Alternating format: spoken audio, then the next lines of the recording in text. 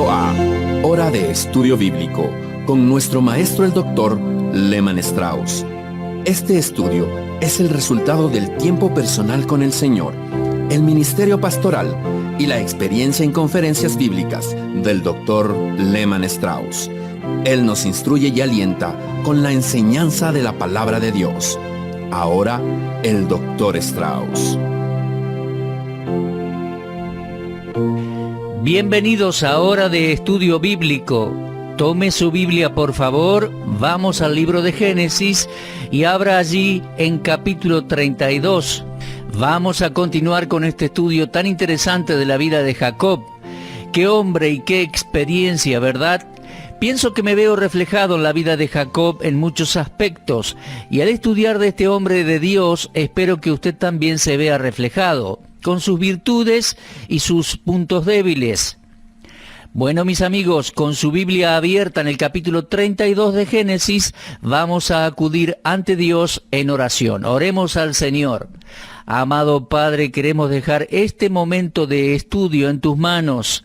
Sabemos que sin ti nada podemos hacer. Reconocemos nuestra debilidad humana, nuestra insuficiencia, nuestra incapacidad. Pero reconocemos también que el poder procede de ti, por medio del Espíritu Santo, y creemos que tomarás tu palabra y harás que sea una gran bendición para cada oyente en particular. Te pedimos, Padre, que cada uno pueda beber de tu palabra y reciban la porción necesaria para fortalecerse, vigorizarse y cambiar las actitudes que deben y debamos cambiar. Te lo pedimos en el nombre del Señor Jesucristo. Amén. Muy bien, amigos, Génesis capítulo 32. Estamos viendo el regreso de Jacob a la tierra de Canaán, el regreso al hogar. Ahora, a esta altura del relato, él ha dejado a Labán, su suegro, y se dirige a la tierra prometida, la tierra de sus padres y de su hermano Esaú. En el versículo 1 leímos: Jacob siguió su camino y le salieron al encuentro ángeles de Dios. Y dijo Jacob cuando los vio: campamento de Dios es este. Y llamó el nombre de aquel lugar Mahanaim. Este es campamento de Dios.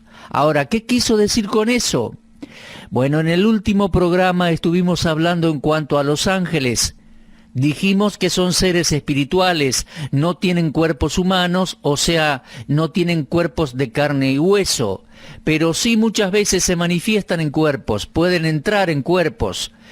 Y ya dijimos, y ustedes saben, hay dos tipos de ángeles: los ángeles caídos, que son demonios, y los que no cayeron, que son los ángeles santos de Dios. Ahora, a veces los seres espirituales obran sin estar en un cuerpo y otras veces lo hacen manifestándose en un cuerpo, como sucede a veces con los endemoniados. Estas personas son poseídas por un demonio, por un ángel caído. Luego tenemos a los ángeles que no han caído y ellos a veces entran en cuerpos humanos también, parece, y es lo que vimos, por ejemplo, en Génesis 18, o se pueden manifestar con apariencias humanas. Allá en Génesis 18 vimos que a Abraham se le aparecieron 3 varones. En realidad eran 3 ángeles, seres espirituales que habían habitado cuerpos humanos o se manifestaban en cuerpos de personas. Ahora, en el capítulo 32, Dios envía una hueste de ángeles, o sea, un ejército de ángeles. Jacob siguió su camino, dice el texto, y le salieron al encuentro ángeles de Dios. Y dijo Jacob cuando los vio: campamento de Dios es este. Ejército de Dios es este, se podría traducir. ¿Se da cuenta? El poder de Dios jamás es inferior a nuestras necesidades. Aquí en Mahanaim, Jacob vio 2 campamentos, el campamento de Jacob y el campamento de Dios. Por un lado están las huestes de sirvientes de Jacob, la cual era bastante numerosa. Jacob debe haber tenido muchos sirvientes, ya que está en camino con cerca de 1000 animales. Ese es un número importante de ganado, ya sea camellos, vacas, cabras, ovejas. Así que Jacob tenía su propia hueste. pero después él se encuentra con el campamento de Dios. Déjeme decirle que en el primer libro de Samuel, en el capítulo 17, allí tenemos una historia muy interesante que nos muestra algo en cuanto a esas huestes de ángeles. Primer libro de Samuel 17 registra el conflicto entre David y Goliat. Ahora, usted recordará que David era un jovencito, un muchachito aún tierno, sin experiencia en el ejército, que fue a enfrentar al gigante de 3 metros. Y el gigante se burló de David. Permítame leerle desde capítulo 17, versículo 41. El filisteo venía andando y acercándose a David y su escudero delante de él, y cuando el filisteo miró y vio a David, le tuvo en poco, porque era muchacho y rubio y de hermoso parecer.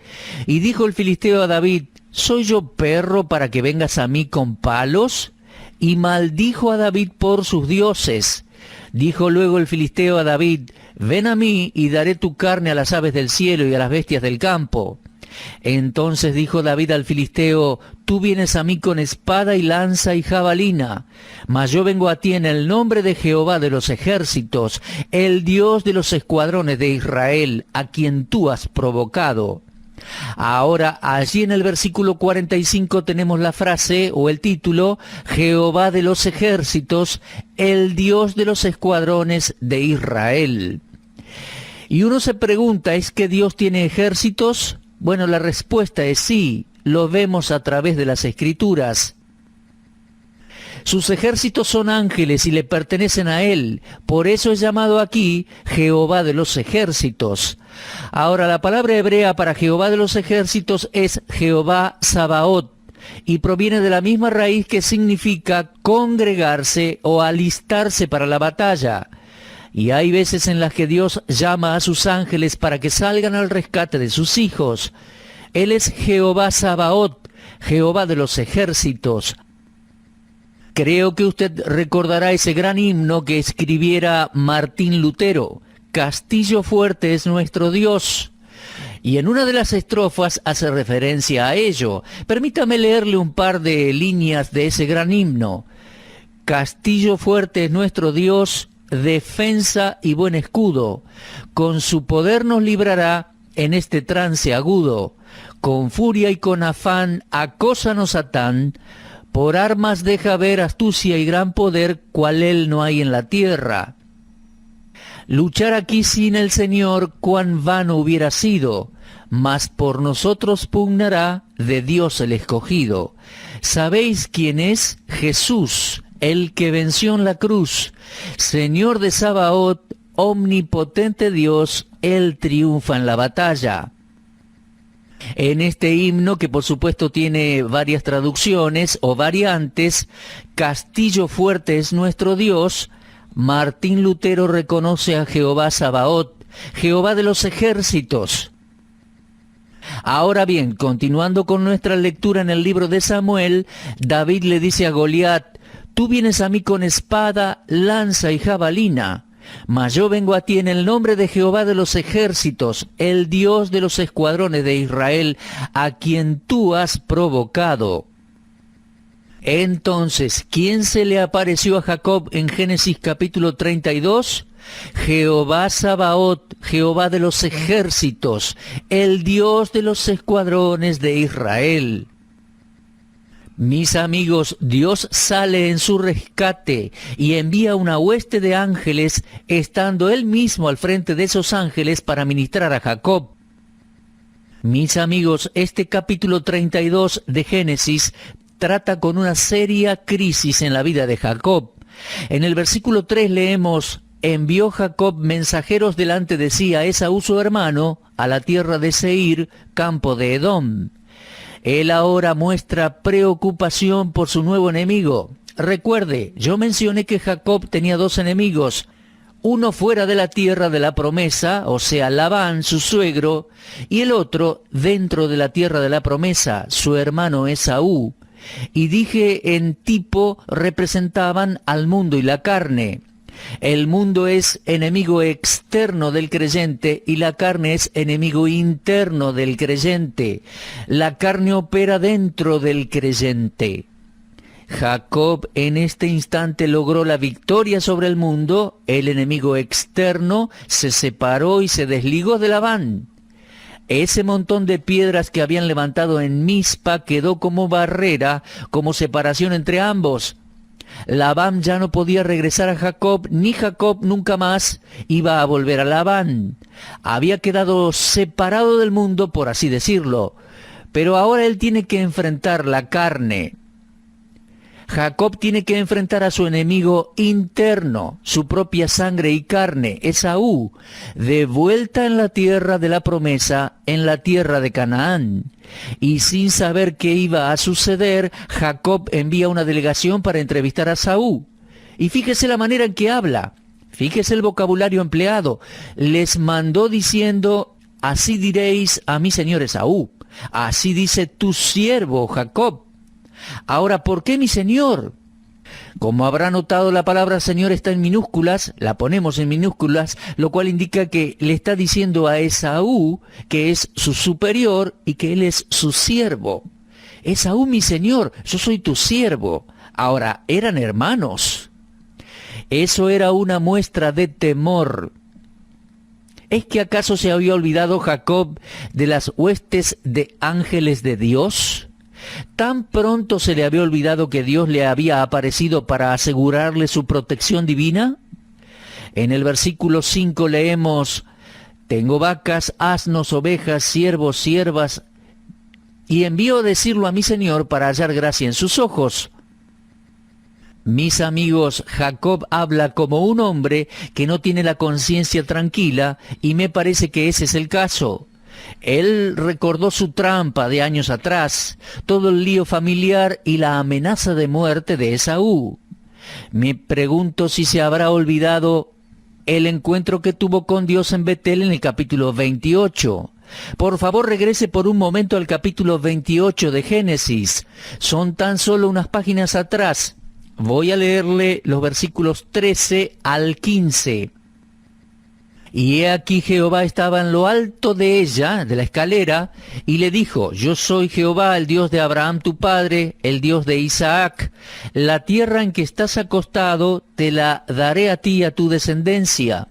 Será tu descendencia como el polvo de la tierra, y te extenderás al occidente, al oriente, al norte y al sur. Y todas las familias de la tierra serán benditas en ti y en tu simiente. He aquí yo estoy contigo, y te guardaré por donde quiera que fueres, escuche bien esto, y volveré a traerte a esta tierra, porque no te dejaré hasta que haya hecho lo que te he dicho. Ahora, ¿se había olvidado Jacob de la promesa que Dios estaría con él siempre? ¿Que Dios lo protegería?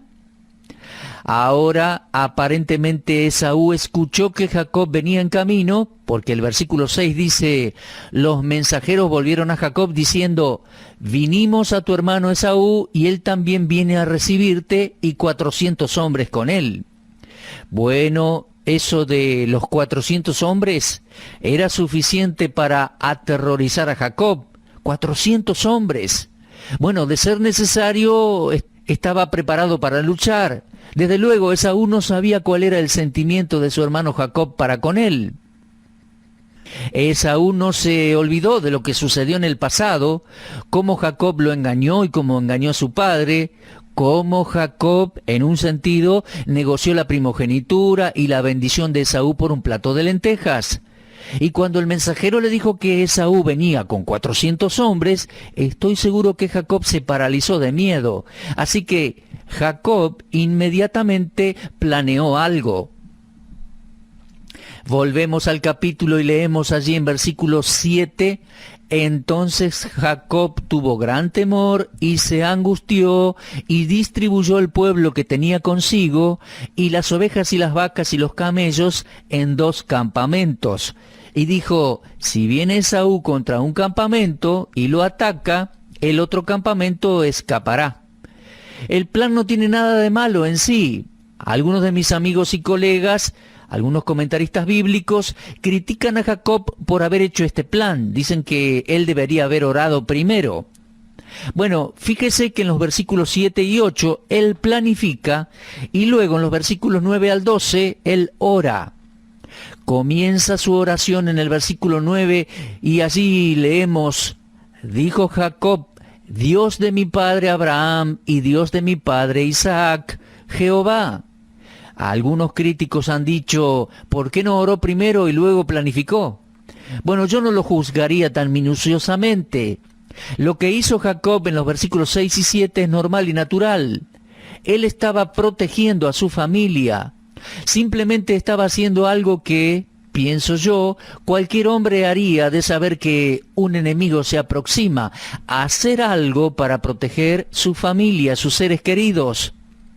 Entonces leemos en el versículo 7 y en el 8 que distribuyó el pueblo que tenía consigo, y las ovejas y las vacas, los camellos, etcétera, en 2 campamentos. En otras palabras, si Esaú atacaba un campamento y los mataba a todos, el otro campamento podía huir. Para ponerlo de otra manera, podemos decir que Jacob no perdería a toda su familia ni al ganado en su totalidad. Así que fue un plan bastante sagaz, digno de Jacob. Jacob siempre fue sagaz, alguien que maquinaba y confeccionaba planes de distintos tipos. Así que no me apresuraría a juzgar aquí a Jacob en estos versículos, pero en los versículos 9 al 12 tenemos su oración. Y pienso que aquí, comenzando con el versículo 9, podemos ver un poquito de lo que hay dentro del corazón de este hombre. Oró así: Dios de mi padre Abraham, Dios de mi padre Isaac, Jehová, que me dijiste, vuélvete a tu tierra y a tu parentela, y yo te haré bien. Bueno, esa es una oración muy interesante. Fíjese que en primer lugar, él ora al Dios correcto. No se dirige a Dios como el creador, sino al Dios de su abuelo Abraham y de su padre Isaac. Él se dirigió al Dios con el cual estaba en su relación, en una relación de pacto. Dios de mi padre Abraham y Dios de mi padre Isaac, Jehová, que me dijiste, vuélvete a tu tierra. Este hombre Jacob conocía a Dios, él estaba en correcta relación con Dios y él se estaba aferrando de la fidelidad de Dios. Creo que se trata aquí de una oración de fe. ¿Se da cuenta? Entiendo que significa muchísimo acercarse a Dios de esta manera. Apelar a Dios basado en una relación correcta, segura, establecida. Nosotros no venimos ante Dios como el Dios de nuestros ancestros, sino como el Dios y Padre de nuestro Señor Jesucristo. Por ende, Él pasa a ser nuestro Dios y Padre. Y en materia de oración, ese tipo de discernimiento es muy importante. Usted y yo debemos darnos cuenta que si queremos llegar ante Dios en oración, primero tenemos que estar en buena relación con Él, en buena comunión con Él. Y la única manera de estarlo es por medio de la fe, hoy en día, por medio de la fe en el Señor Jesucristo. Bueno, volviendo a Génesis, tenemos a Jacob llegando ante Dios, reconociendo esa relación correcta ante Dios en oración. Ahora, recuerdo en este momento la tan llamada oración del Señor o el Padre Nuestro. O en realidad no es la oración del Señor. Cristo nunca podría haber orado eso, Él nunca oraría así. Esa oración tiene un pedido de perdón de pecados, perdona nuestras deudas o ofensas. Jesús no había cometido ninguna transgresión, no tenía pecado. Esta es la oración, el Padre Nuestro, que le enseñó a sus discípulos. La gente la llama la oración del Señor o Padre Nuestro porque comienza con esas palabras, Padre Nuestro que estás en los cielos. Pero la meta de esa oración, el punto que vemos allí, es el de estar bien, en buenos términos, en nuestra relación con Dios. Uno no puede hablarle a Dios en el abstracto sin estar relacionado con Él. Eso es lo que quiero enfatizar comentando este versículo 9. Era una oración, la de Jacob, que reconocía el pacto y la relación correcta con el Dios del pacto. Uno de mis amigos, llamado John Phillips, que hizo un muy buen trabajo al escribir el libro Explorando Génesis, algo en inglés, amigo de Lehmann Strauss, divide a esta oración de Jacob en 4 partes. En primer lugar, él sugiere que Jacob rogó por los propósitos de Dios. Versículo 9. Él dijo, en efecto, Señor, si yo no hubiera sido obediente a ti, en este momento estaría a cientos de kilómetros de Esaú. Es una gran cosa poder llegar ante Dios y decirle, aquí estoy en el centro de tu voluntad. Tú conoces mis circunstancias, tú sabes a lo que me estoy enfrentando ahora. Tú sabes que mi hermano Esaú viene con 400 hombres. No sé qué irá o qué pretende hacer conmigo. El futuro está fuera de mi alcance, pero Señor, yo soy tu hijo y tu responsabilidad. Sí, creo que él implora a Dios por sus propósitos. Luego John Phillips sugiere que Jacob implora la providencia de Dios en el versículo 10. Porque Jacob dice, menor soy que todas las misericordias y que toda la verdad que has usado para con tu siervo, pues con mi cayado pasé este Jordán y ahora estoy sobre 2 campamentos. Menor soy que todas las misericordias. Esa es la mejor manera de comenzar una oración. Es bueno reconocer la insuficiencia humana, nuestra incapacidad y nuestra debilidad humana. El hecho es que todo lo que tenemos, lo tenemos como resultado de la gracia y la misericordia de Dios. Jacob aquí está implorando a Dios por su providencia. Él estaba situado cerca del afluente del río Jaboc y el Jordán. Había pasado por ahí unos 20 años atrás. Él no tenía nada más que un bastón en su mano y ahora, por medio de la providencia de Dios, había llegado a ser un hombre bastante rico. Pero no porque se lo merecía. ¿Se da cuenta? Todo lo contrario. Dios le había dado riquezas mucho más allá de lo que Jacob se hubiera imaginado. Él pasó a ser un nuevo Jacob y le dice a Dios, he recibido tus misericordias. Lo que yo soy y lo que tengo es por tu gracia para conmigo. Luego en el versículo 11, él pide la protección de Dios. Líbrame ahora de la mano de mi hermano, de la mano de Esaú, porque le temo. No venga acaso y me hiera la madre con los hijos. El cuadro que cita es el de un cazador matando a los pollitos, aun cuando la madre los cobija bajo sus alas. Una determinación que no conoce la lástima, la compasión.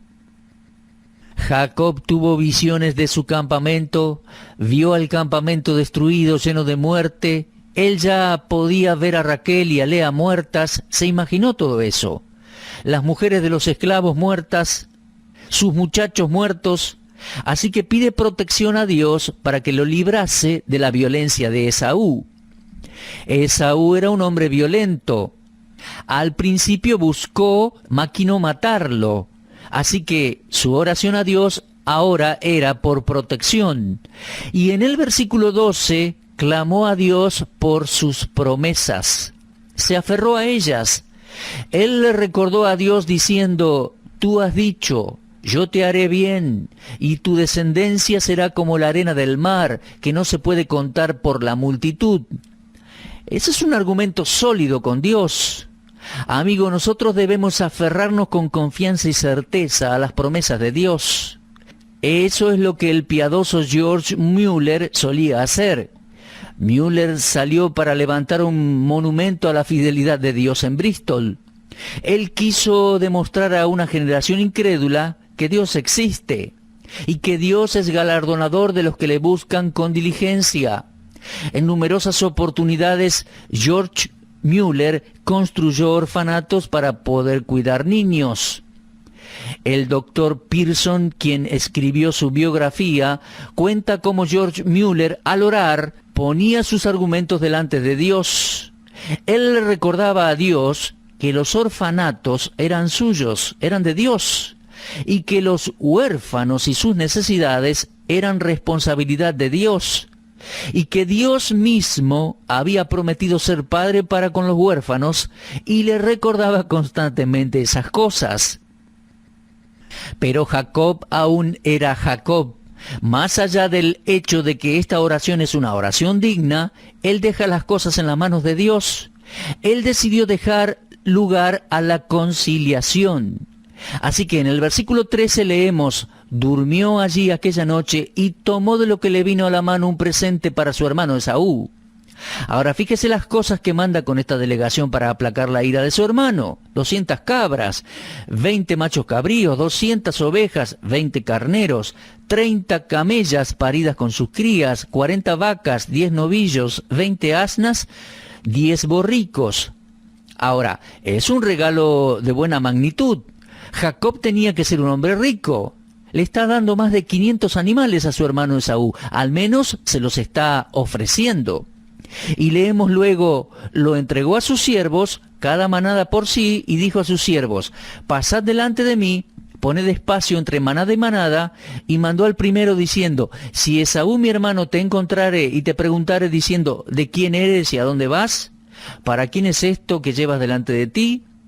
Entonces dirás: es un presente de tu siervo Jacob, que envía a mi señor Esaú, y he aquí, también él viene tras nosotros. Él estaba diciendo: quiero que tomen todos estos regalos y los dividan en 3 grupos. Luego lleven el primer grupo a Esaú y díganle que es un regalo de parte de Jacob su siervo. Y después envíen la segunda tanda, este es también un regalo de Jacob, y sigan enviando regalos, que esto va a aplacar su ira. Y luego en versículo 20 leemos: diréis también: he aquí tu siervo Jacob viene tras nosotros. Porque dijo: apaciguaré su ira con el presente que va delante de mí, y después veré su rostro, quizás le seré acepto. Pasó pues el presente delante de él, y él durmió aquella noche en el campamento, y se levantó aquella noche, y tomó sus 2 mujeres, y sus 2 siervas, y sus 11 hijos, y pasó el vado de Jaboc. Los tomó pues, e hizo pasar el arroyo a ellos y a todo lo que tenía, y así se quedó Jacob solo. Esto es lo que hizo Jacob: envió todos esos animales, más de 500 con sus siervos, para agradar a su hermano Esaú, al cual no había visto por 20 años. Después escondió a su familia a un lado del río y se quedó él solo. ¿Qué sucedió esa noche en que Jacob se quedó solo? Bueno, mi amigo, quiero que termine de leer en casa el capítulo 32 y nos volvemos a encontrar en nuestro próximo programa. Vamos a ver a Jacob solo en una experiencia única, en una crisis con Dios. Y es importante considerar esto, mi querido amigo. Las circunstancias muchas veces nos ponen en una crisis y debemos estar solos con Dios. Considérelo, repase la lectura de este párrafo y medítelo en su corazón. Nos encontramos en nuestro próximo programa, si Dios quiere. Dios le bendiga, será hasta entonces y muchas gracias. Usted estuvo escuchando Hora de Estudio Bíblico con el maestro el doctor Lehmann Strauss. Si desea escuchar una vez más este mensaje, visite nuestra página en la internet www.bbnradio.org. Le dejamos la invitación para que el día de mañana nos acompañe aquí, en este mismo horario y punto del dial. Hora de Estudio Bíblico es una producción de BBN.